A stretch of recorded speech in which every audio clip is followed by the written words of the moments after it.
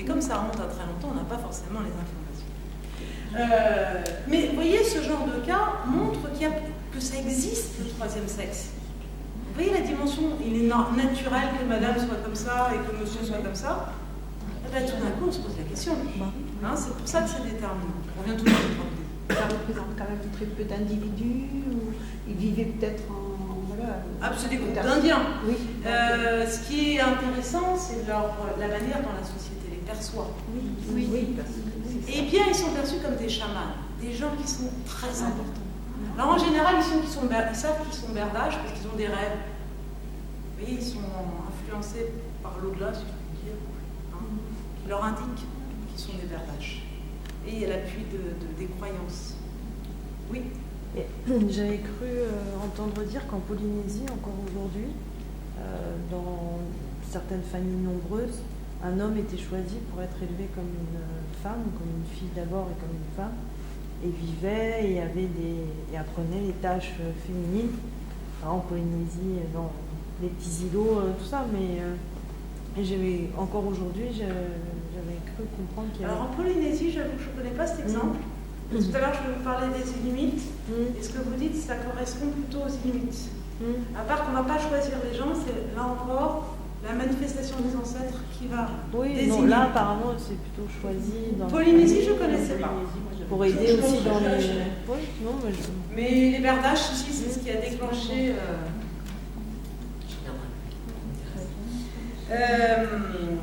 Donc, ils ont des pouvoirs chamaniques, et très importants pour la société. Ils occupent une position de prestige. Alors là, vous voyez avec cet exemple qu'on peut saisir l'importance, la pertinence de la notion de genre. Hein? Parce que là, c'est la manière dont on perçoit l'individu qui est déterminante. Ce n'est pas son sexe biologique. Alors, maintenant, on va réfléchir un petit peu sur la conception, et on va arriver à nos Inuits, de la conception à l'attribution d'un sexe social. Et là, je vais vous emmener un petit peu sur le avant la naissance, avant la construction biologique. Parce que là, ça permet de comprendre dans quelle mesure on est dans des constructions culturelles. Je vais vous renvoyer aux travaux de Maurice Godelier, je ne sais pas si vous connaissez. Eh bien, c'est pas grave, je vais vous en parler un petit peu. Maurice Godelier a publié en 2005 un ouvrage qui s'appelle Métamorphose de la parenté. Et il a démontré, et ça c'est très intéressant, qu'un homme et une femme ne suffisent pas pour faire un enfant. Et ça, nulle part dans le monde. Ça suffit pas. C'est-à-dire que la conception, la représentation que l'on se fait de la conception d'un enfant requiert de manière universelle une union biologique, ça on est tous d'accord, entre un homme et une femme, parce que ça ne marche pas en tout cas pour l'instant. Il faut un homme et une femme, union biologique pour faire un fœtus, ça ne suffit pas. Partout dans le monde, on va faire intervenir d'autres éléments. Par exemple, des défunts ou des ancêtres, des gens qui sont décédés ou des ancêtres. Par exemple, pour donner un nom. Eh bien oui. On va faire intervenir une divinité. Chez les Inuits, par exemple, c'est Scylla qui va insuffler la vie. Hein, par le soleil, hop, va insuffler la vie au bébé. Alors, je ne vais pas rentrer dans ce détail, même si on peut en parler. Mais ce qui est intéressant, c'est de voir que ces caractéristiques vont influencer les caractéristiques qu'on va donner à l'enfant. C'est-à-dire, et là, on arrive à nos Inuits qui ont été étudiés par Saladin d'Anglure en 1986. Chez les Inuits, il observe que de la naissance à la puberté, il y a un certain nombre d'individus. Ah non, je recommence. De la naissance à la puberté, l'enfant est considéré comme la réincarnation d'un ancêtre. Donc, puisque c'est la réincarnation d'un ancêtre, si l'enfant, le petit garçon biologique là, il est la réincarnation de grand-grand-maman, eh bien il va être considéré comme une fille jusqu'à la puberté. C'est-à-dire qu'il va être habillé comme une fille, il va remplir les tâches domestiques comme une fille, il va être traité comme une fille, il aura un prénom de fille. Après, il y a les rites d'initiation et hop, on inverse et on retrouve l'adéquation entre sexe biologique sexes social. D'accord ?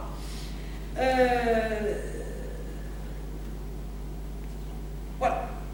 En France, on va se rapprocher un petit peu. Là, vous allez voir, c'est pour vous démontrer quand même qu'on est dans le culturel. On ne se rend pas compte, à moins d'être personnellement concerné ou dans son entourage, mais il y a à peu près, tous les ans, 200 naissances qui présentent des déformations, des malformations sexuelles. Vous savez, des problèmes hormonaux, des pénis atrophiés ou des clitoris hypertrophiés, etc. Ce qu'on appelle les maladies du désordre du sexe. Vous voyez, l'appellation, déjà, elle est très révélatrice, hein, parce que là, on parle de la nature.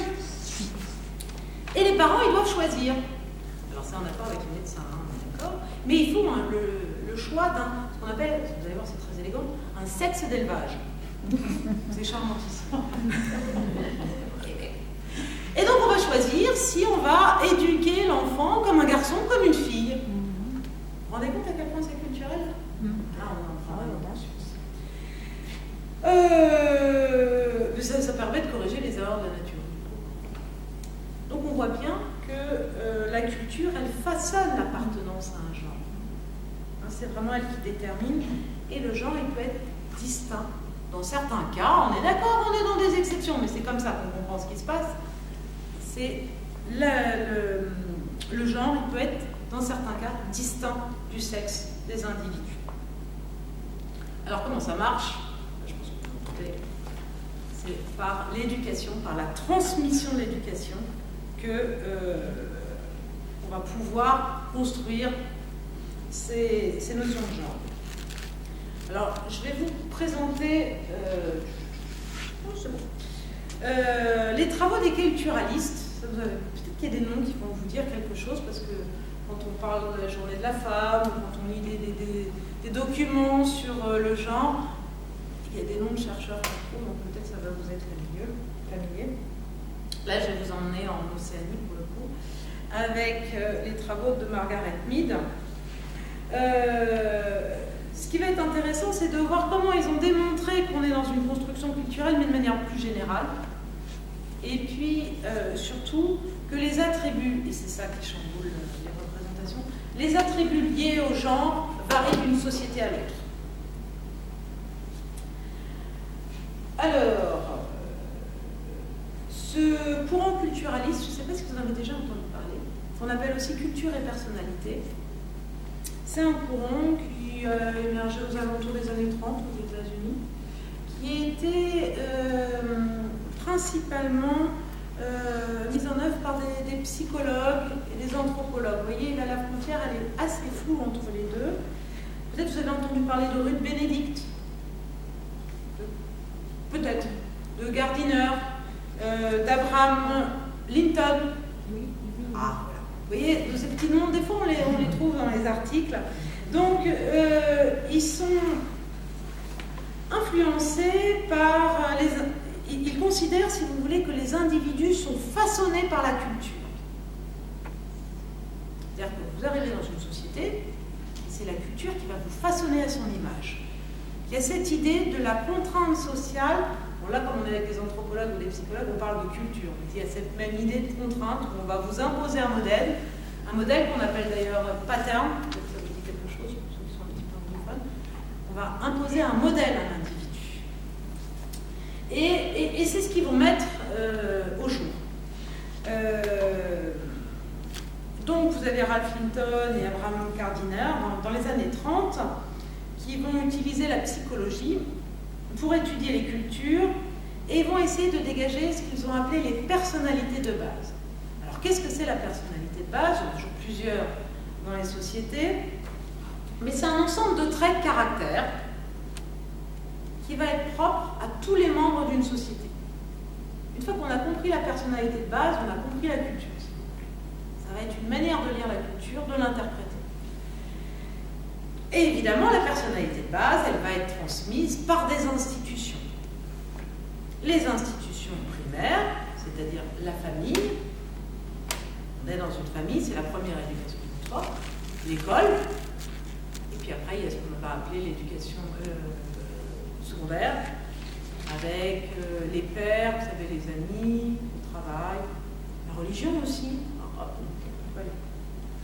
Donc ces institutions vont socialiser, j'y arriverai pas, l'individu, lui apprendre à être conforme, si vous voulez, avec la culture.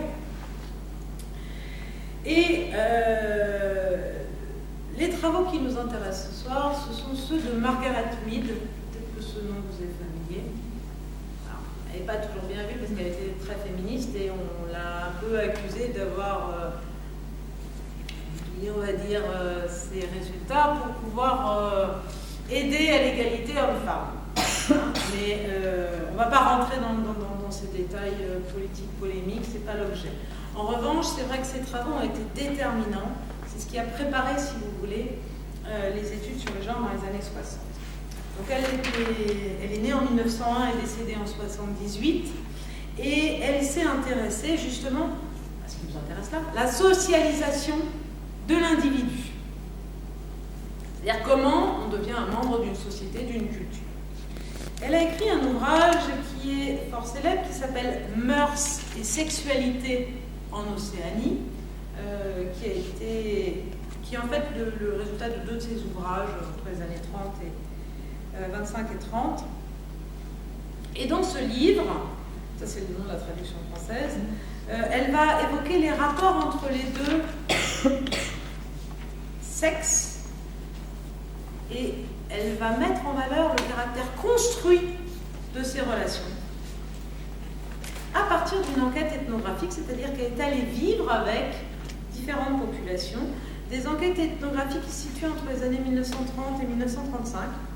Et en particulier, elle est allée vivre dans trois sociétés très différentes. Je vous donne les noms parce qu'ils sont rigolos si vous ne les connaissez pas. Donc, ces trois sociétés en Nouvelle-Guinée, vous avez les Arapèches. Alors, les Arapèches, je vais vous donner rapidement une petite caractéristique. Elle s'est rendue compte, donc c'est des placides montagnards, c'est des gentils, entre guillemets, si on doit mettre une étiquette. Elle a vécu avec les Arapèches, ils vivent dans les montagnes, c'est une montagne un peu aride, donc on ne mange pas beaucoup. Ils vivent surtout de l'élevage et pas trop d'agriculture. Ils vivent avec les tarots, vous savez, ces espèces de tubercules, des racines. Et le principe fondamental de cette société, ce qui explique qu'elle ait survécu, c'est la solidarité entre les sexes. C'est-à-dire que quand elle a étudié les Arapèches, elle s'est rendue compte qu'il y a une solidarité très forte entre hommes et femmes. L'idée, c'est l'harmonie. Il faut que cette société soit harmonieuse. Donc c'est pour ça qu'on a tendance à mettre l'étiquette, ils sont gentils, les Arapèches. Parce que là, la personnalité de base, vous voyez, c'est l'ensemble des traits qu'elle dégage. Comment on peut caractériser les Arapèches? Ils sont gentils. Ils s'entendent bien, ils sont dans la douceur entre les sexes, etc. Elle est allée vivre également avec les Mundugumors. Vous savez, les Mundugumors, ils sont très très très méchants. Ils sont cannibales et chasseurs de têtes. Et pourtant, ils sont dans des conditions tout à fait favorables au niveau de l'agriculture, etc. Donc elle ne comprend pas très bien, Margaret Mead, pourquoi ils sont très très méchants. Alors elle s'est intéressée à leur transmission, à l'éducation qu'on a donnée aux enfants. Et elle s'est rendue compte qu'on était très agressif avec les enfants et qu'on les éduquait à coups de frustration. C'est l'explication qu'elle en a donnée. On ne rentre pas dans la polémique. Puis elle a trouvé une autre société, enfin là elle a étudié une autre société, celle des Chamboulis. Alors les Chamboulis, je les retrouve, les Chamboulis. Ah oui, j'ai oublié de dire un truc sur les très très méchants Mundugumors. On différencie pas du tout, pas vraiment, ce qui est du masculin ou du féminin. Tout le monde est très très méchant et très agressif. C'est très important. Parce que chez les Chamboulis, c'est pas ça. Les Chamboulis, on a bien distingué l'univers masculin et féminin, à part que, c'est là où c'est très intéressant, on comprend que ça a été réutilisé dans les années 60 vraiment, dans cette société, qui est-ce qui est doux? Les hommes sont doux, ils sont gentils, les femmes elles sont énergiques, elles sont viriles, elles décident. Vous voyez? C'est l'inverse des représentations que nous on a. Donc là, vous voyez, on se rend bien compte qu'on est dans la construction culturelle. Vous voyez l'importance de ces travaux? Alors, donc en étudiant ces sociétés, je ne vais pas vous donner le détail, c'est un petit peu longuet, mais on se rend bien compte qu'il y a une codification des rôles des hommes et des femmes, et que quand on regarde ce qui se passe ailleurs, on s'aperçoit que c'est pas forcément contrastant, puisque justement chez les Mundugumors, tout le monde est méchant. Je vous mets un peu l'étiquette stéréotype, caricature, comme ça on comprend bien. On n'est pas forcément différent entre hommes et femmes. On n'est pas forcément dans les mêmes représentations chez nous que chez nous, en France, enfin en Occident, parce qu'elle est américaine. Donc tout d'un coup, elle a fait déplacer, interroger la frontière, la limite, vous savez, entre ce qui est inné et acquis. Ce qui vient de la nature, ce qui est essentiel, ce qui vient de la nature, on ne peut rien changer en fait, et puis ce qui est de l'ordre de la construction intellectuelle, des représentations. Et là-dessus, on peut agir, parce que ce sont des choix que les hommes font, plus ou moins consciemment, mais ce sont les gens qui choisissent. Donc, voilà. Alors, l'intérêt de ces travaux, on en a dit beaucoup de choses, c'est de voir le caractère arbitraire, imposé en fait, en fonction de la culture à laquelle on appartient, des traits humains qui sont attribués aux hommes et aux femmes, enfin à chaque sexe. Ça dépend de la culture à laquelle on appartient, et surtout ce n'est pas universel, ça c'était très important, d'ébranler les représentations. On s'aperçoit que la personnalité de base, si on reprend l'expression de Margaret Mead, la personnalité de base, elle dépend donc moins du sexe biologique, mais du système de représentation qu'il y a autour. C'est-à-dire la manière dont on perçoit, dont se comportent les gens qui sont dans tel ou tel sexe et avec les représentations qu'on a. Donc c'est bien l'éducation dès la prime enfance qui va être le principal vecteur de la transmission. C'est fondamental. C'est là où on comprend cette approche psychologique aussi. Elle a beaucoup observé les enfants et la manière dont on les éduquait. Alors, tout ça, on l'a dit. Alors, ce qu'elle a dit aussi, et ça c'est important parce que c'est ce dont on n'est pas forcément conscient, même si les travaux en socio et en anthropo en parlent de plus en plus, c'est les mécanismes de contrôle de la société. J'ai mis l'accent, là, j'ai mis la focale sur la transmission du savoir, sur l'éducation, mais il y a aussi des choses dont on est moins conscient, et là, l'exemple des Mundugumors était peut-être explicite, c'est, vous savez, ces brimades, ces moqueries qu'on peut avoir, qui sont une manière d'exercer une certaine contrainte, de modéliser l'individu. On va respecter la norme sociale, sinon on se moque de l'individu. Donc on vous incite, vous voyez, la société vous incite à devenir comme, enfin, ce qu'on attend de vous en fait. Donc, mine de rien, on comprend que, et là je vais glisser un peu plus sur l'actuel, on va arrêter un petit peu la théorie. On peut peut-être comprendre un petit peu mieux l'expression de grammaire sexuelle que je vous ai utilisée tout à l'heure pour parler des travaux de Nicole Claude Mathieu. C'est-à-dire que, là je reprends ces termes, en même temps que la personne elle est élaborée corporellement et historiquement, il y a une dimension biologique, mais il y a aussi historique, c'est-à-dire que, prenons l'exemple du bébé qui arrive. Vous ne vous souvenez pas de ces commentaires, vous n'avez jamais entendu « Oh, il a toute sa grand-mère ». Et on inscrit l'enfant dans une filiation, c'est là la dimension historique. Donc la personne est élaborée corporellement et historiquement. Il y a également un ensemble de comportements, d'attitudes, de tâches, de fonctions, etc., on va rentrer dans le détail, qui va lui être réservé. Et en lien donc avec son sexe biologique. C'est ce qu'elle a appelé une sexuation sociale, une grammaire, d'où ce terme de genre, où la personne est invitée à ne pas faire de faute. Vous comprenez, la notion de grammaire sociale, elle joue un petit peu sur les représentations. C'est que si vous faites une faute de grammaire, on vous reprend, d'une manière ou d'une autre. Et bien là, c'est pareil. Et la société vous conduit à avoir tel ou tel comportement ou à remplir tel ou tel rôle. Évidemment, on peut penser au choix des prénoms, on peut penser au choix vestimentaire. On va revenir sur les choix tout à l'heure, parce que ce serait dommage de s'y passer. Elle s'est endormie, enfin, la machine. Ah, c'est trop. femme, je suis femme. Là, je vais me revenir sur le temps un petit peu plus présent et arriver à la dimension sociologique. J'ai fait un petit peu plus court parce qu'à mon avis, vous avez envie, on sera propice au débat. Donc c'est plus pour vous lancer des pistes de réflexion. On va se faire une petite focale sur les institutions qui sont déterminantes dans la construction de l'identité sexuée. Parce que, et là vous allez voir le lien avec ce qu'on a vu avant. Par exemple, aujourd'hui, avec les progrès technologiques, on peut connaître le sexe biologique de l'enfant à l'avance avec les échographies. Qu'est-ce qui se met en place comme mécanisme quand vous savez ce qui va arriver, hein? Eh bien, on va élaborer, les parents élaborent des projections.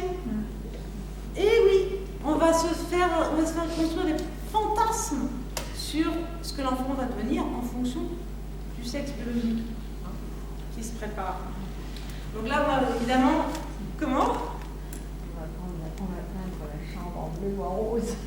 Voilà, on reste mais ça ne change pas. Hein. Moi, je pense aussi à mes amis